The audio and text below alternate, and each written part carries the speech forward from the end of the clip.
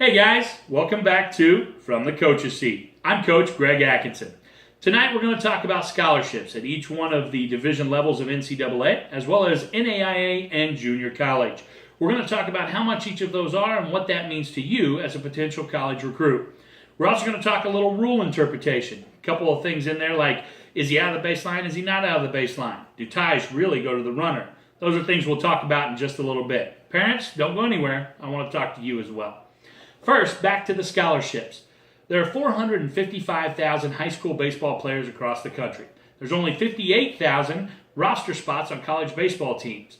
So what does that mean? It means 1 in 8 guys that play high school baseball are going to have the opportunity to play baseball at college. Doesn't mean they're going to get a scholarship. Doesn't mean definitely that they're going to get a full ride scholarship.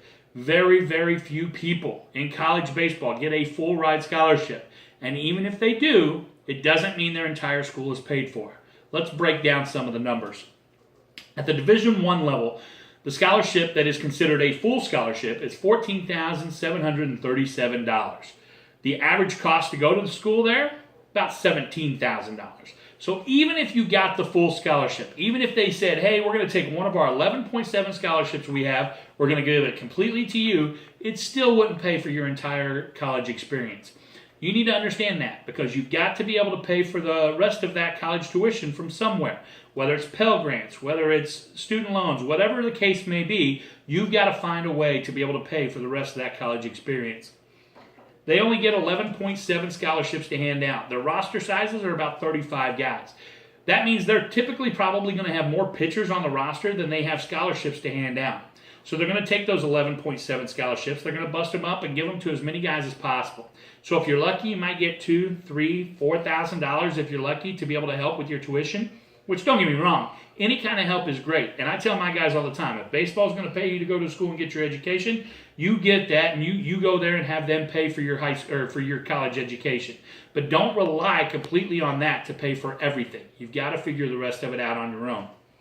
At the D2 level, the scholarship price is less. It's just over $6,000.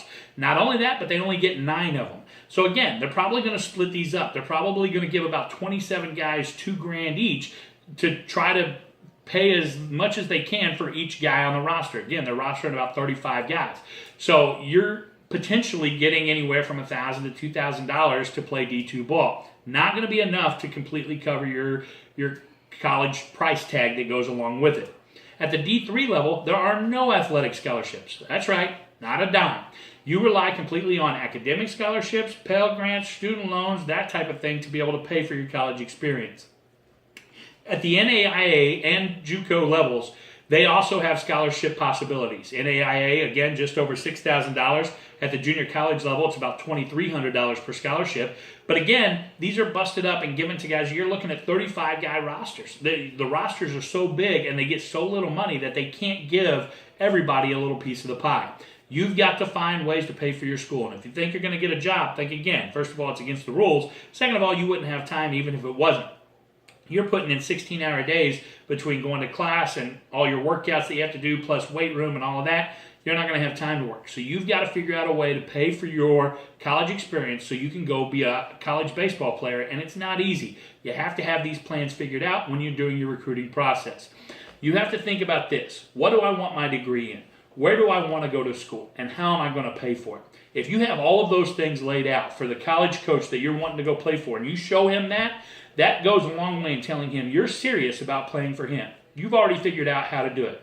Now, if you've got the attributes and athleticism to do it, and he likes what he sees, and he's giving you something, or you giving him something that he needs on his team, now it's a match made in heaven. The recruiting process is not easy, but it's one that if you plan it out and go through the process correctly, it's not as hard as people make it out to be. The problem is most people are just misinformed. So that's where we're at with the scholarships. Understand the money process. Understand that 1 in 8 guys are going to be able to play at the college level. What does that mean on your high school team? That means maybe 2 or 3 guys are going to be able to play at the college level. 2 or 3 guys. You got a roster size of maybe 18 guys. The other 15 don't have a chance of playing college ball. that really means something because you know each one of those guys wants to be able to play. So what sets you apart from those other 15 guys? What sets you apart? And I can tell you, it's the guy that's staying after practice and taking extra cuts in the cage. It's the guy that's going out and running his extra distances. It's the guy that's working on mechanics in the bullpen. It's the guy that's taking extra ground balls before and after practice. Those are the guys that are going to have the opportunity to play at the next level. So the next time you go to practice, look around. See the guys that are working harder than anybody else. Those are the guys that have a chance. Now you take that, you put a plan with that to pay for school, you put all of that together and put it in front of a college coach. He's going to be really impressed and he's going to want to work with you. Just some things to keep in mind. Real quick rule interpretations, baseline, parents get it out of your vocabulary. He's not out of the baseline. Baseline refers to a runner's path. There are no straight lines between bases that a runner has to stay in, with the exception of between home and first. He has to stay in that 45-foot running lane if there's going to be a throw down, say, from the catcher or the pitcher on a bunt or something of that nature. Other than that, there's no such thing as a straight line baseline.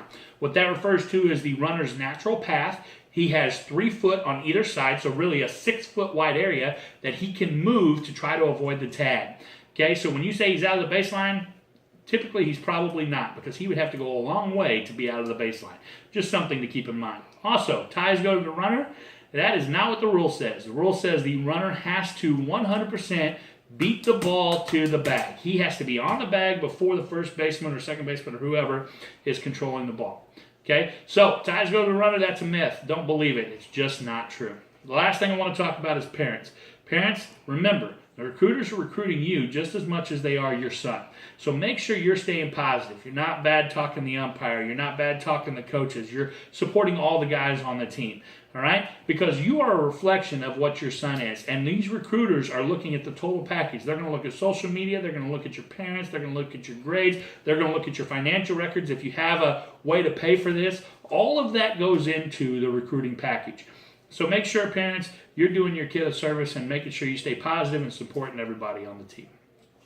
Once again, I'm Coach Atkinson. If you have any questions, you can email me at coacha14@hotmail.com. Again, coacha14@hotmail.com. I'm on YouTube at Coach Atkinson. Simple search for you, and you're probably already here since you're watching the video. Facebook, Skipper Atkinson. And on Instagram and Snapchat, it's Coach Atkinson14. I'm not hard to find. I'm all over the place, folks, so come hang out with us. Subscribe on YouTube today. Until next time, I'm Coach Atkinson from the coach's seat. Have a good night.